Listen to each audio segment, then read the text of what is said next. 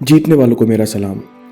Michael Angelo हमेशा से मूर्तिकार बनना चाहते थे, लेकिन उनके पिता चाहते थे कि वो कुछ अच्छा काम करें, इसलिए उनकी अक्सर पिटाई हुआ करती।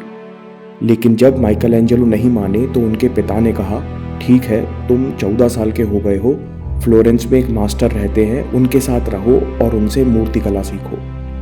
माइकल मास्टर के यहाँ नौकर बनकर सारा काम करते और जब समय मिलता तब पूरी निष्ठा के साथ सीखते और अभ्यास करते। ऐसा करते करते 30 साल की उम्र में उन्होंने एक प्रसिद्ध मूर्तिकार के रूप में ख्याति पाई।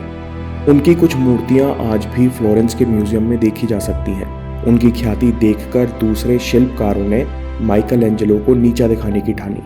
वे पोप के पास गए और बोले कि आपको माइकल एंजेलो से सिस्टीन चैपल पर चित्रकारी करानी चाहिए, उन जैसा कलाकार नहीं है। जब पोप उनके पास आए तो माइकल एंजेलो ने बोला, लेकिन मैं तो पेंटर नहीं हूँ।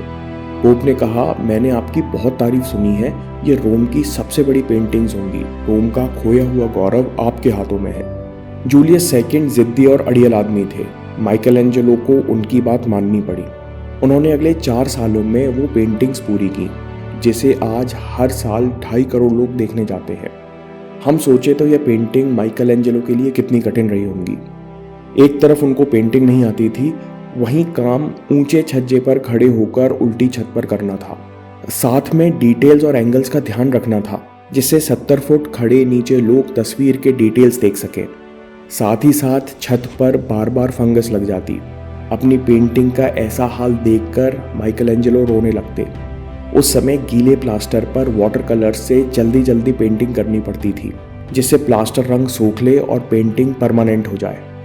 पोप की तबीयत खराब रहती थी। माइकल एंजेलो को इस बात का भरोसा भी नहीं था कि उनको पेमेंट मिलेगा भी कि नहीं, और अगर पेंटिंग अच्छी नहीं बनी तो उनका नाम खराब हो जाएगा, कलाकार और मूर्तिकार की प्रतिष्ठा भी जाती रहेगी।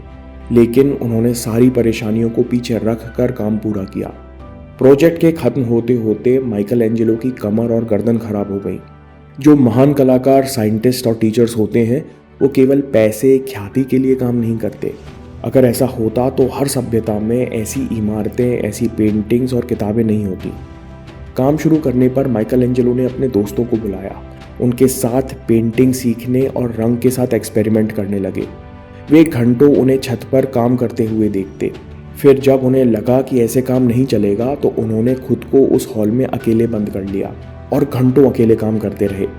जब काम पूरा हुआ तब 35 साल की उम्र में माइकल एंजेलो की आंखें खराब हो चुकी थी। लेकिन जिनकी आंखें अच्छी थीं वे पेंटिंग देखकर आश्चर्यचकित रह गए और दुनिया ने माइकल एंजेलो को जीनियस बना दिया। इस सोसाइटी ने खुद को ही एक झूठ बार बार बेचा है, myth of genius, myth of talent.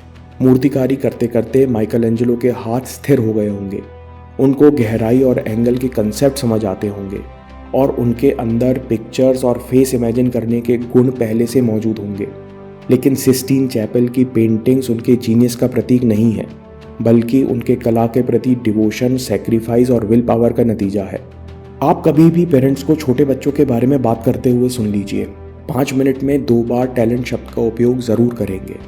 Society हमको बार बार एक मैसेज देती है कि ये जितने भी दुनिया में Picasso, Warren Buffett, Virat Kohli जैसे लोग हैं, ये सब गिफ्टेड हैं, अपने साथ टैलेंट लेकर पैदा हुए हैं। और झूठ जब बार बार बोला जाता है तो सब उसे सच मान लेते हैं। पिछले 1.5 दशक से जो रिसर्च सामने आ रही है वो कहती है कि जीनियस हमारे जीन से ज़्यादा निर्भर करता है कि हमारे अंदर कितना सेल्फ कंट्रोल और विल पावर है। जॉन मिल्टन विलियम शेक्सपियर के बाद दूसरे महान इंग्लिश पोएट माने जाते हैं। उनके पास जिंदगी के आखिरी 20 सालों में आंखों की रोशनी नहीं थी। उस समय ब्रेल लिपि भी नहीं थी, ना आप पढ़ सकते थे ना लिख सकते। मतलब अंधे होना आपकी इंटेलेक्चुअल डेथ माना जाता था। फिर भी वे हर दिन सुबह 4 बजे उठते और अपने बच्चों की मदद से लिखते और साथ में अपना छोटा सा बिजनेस चलाते। इन्हीं सालों में उन्होंने अपने सबसे अच्छी पोएम्स का कलेक्शन पैराडाइज लॉस्ट लिखा। माइकल एंजेलो और जॉन मिल्टन जैसे लोग अपनी कैपेबिलिटी और सीमाओं को खींच सकते हैं, लगातार अपने आप को आगे धक्का लगाते रहते हैं, तो फिर उनकी क्षमता भी आम इंसानों जैसी नहीं रह जाती। आंद्रे अगासी, जो ओलंपिक्स में 9 बार ग्रैंड स्लैम जीत चुके हैं, अपनी किताब ओपन में कहते हैं कि मुझे टेनिस खेलना बिल्कुल पसंद नहीं है। बचपन में प्रैक्टिस करना तो बहुत दुखदाई था। असल में उनके पिता बचपन से ही अपने बच्चों को टेनिस सुपरस्टार बनाना चाहते थे, इसलिए 6 साल के आंद्रे को हर दिन 180 किलोमीटर रफ्तार से आती हुई बॉल्स हिट करनी होती थी, दिन में कम से कम 2500 बार। सुबह से शाम तक वे प्रैक्टिस करते रहते। जब तक अपना टारगेट पूरा नहीं कर लेते तब तक वे टेनिस को छोड़कर कहीं जा नहीं सकते थे। उनके पिताजी कहते थे, मुझे टैलेंट पर नहीं मैथ्स पर भरोसा है। हर दिन 2500 बॉल्स हिट करते करते तुम साल की करीबन 10 लाख बॉल्स हिट कर लोगे। जो इतना प्रैक्टिस कर सकता है उसे नंबर 1 होने से कोई नहीं रोक सकता। कहने की बात यह है कि अगर हम हर दिन थोड़ा अनकंफर्टेबल नहीं हो रहे तो हम अपनी कंफर्ट जोन से बाहर नहीं जा रहे। अगासी कहते हैं कि हर तेज आती हुई बॉल का एंगल अलग होता था और उसे ज़मीन पर लगते ही हिट करना होता था। अगर थोड़े भी लेट हुए तो बॉल बाउंस लेकर मेरी हाइट से ऊपर निकल जाती और फिर ड्रिल दोबारा शुरू करनी पड़ती। शाम तक कंधे, कमर और गर्दन सुन्न पड़ जाते। जब हम अपनी कैपेबिलिटी से ज़्यादा करने की कोशिश करते हैं तब अपने क्षमता की सीमा पर खेलते हैं।